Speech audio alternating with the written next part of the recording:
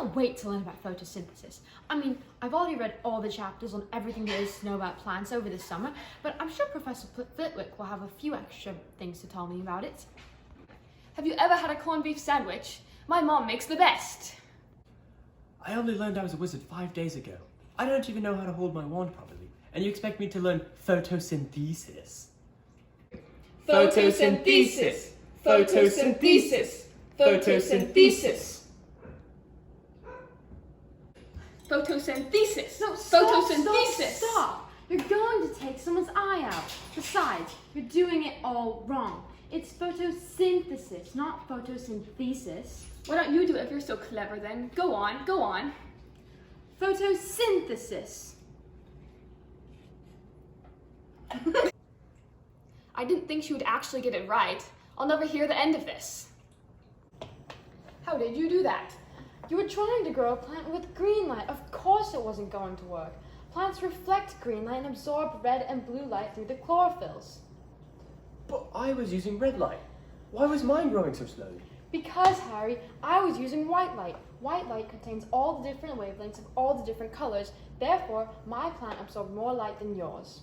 Okay, but what does more light have to do with how fast the plant grows? Oh, Ronald, you poor thing. Did you even read the photosynthesis chapter and take handwritten notes? We had homework. I swear, I'm the only one in this school who knows how to follow directions. He should know by now that all assignments are due at 8:30 a.m., but you'll have to submit at 8:28 a.m. in case of mishaps. No exceptions. Bumbling idiots. Plants absorb light energy as photons and then use those photons to stop the light-dependent reaction. Isn't there something called the Photosystems?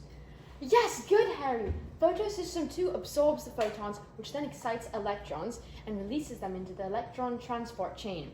This is a crucial step because the energy of the electrons moving down the electron transport chain creates the proton motive force. Ron, any idea what proton is involved in this force? The pastry proton?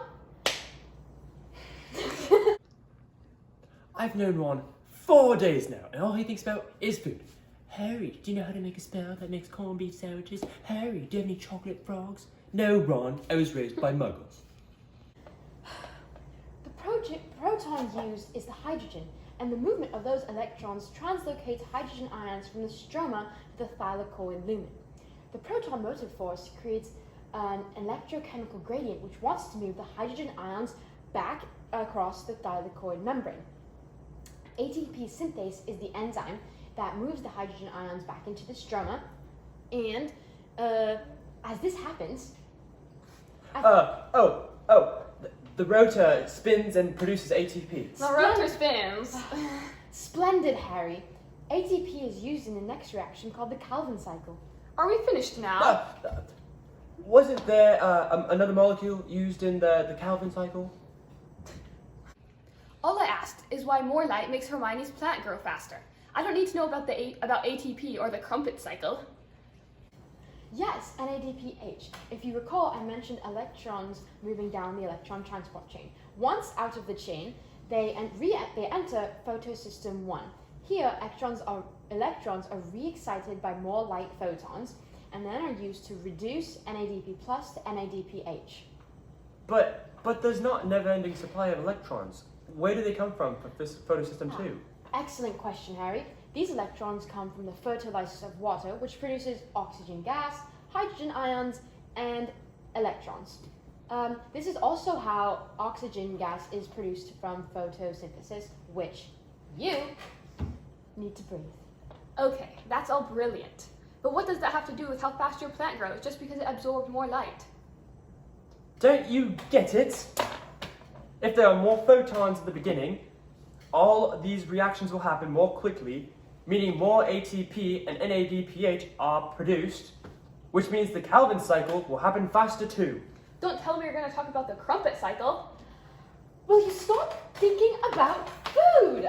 The Calvin cycle is tonight's homework. Oh.